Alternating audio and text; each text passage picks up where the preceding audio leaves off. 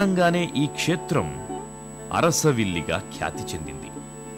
కాలక్రమంలో ఈ క్షేత్రం హర్షవిల్లిగా రూపాంతరం చెందింది.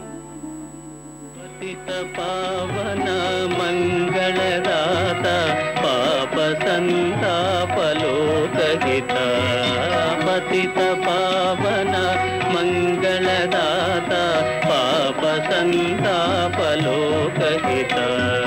బ్రహ్మ విష్ణు పరమేశ్వర రూప బ్రహ్మ విష్ణు పరమేశ్వర రూప బ్రహ్మ విష్ణు పరమేశ్వర రూప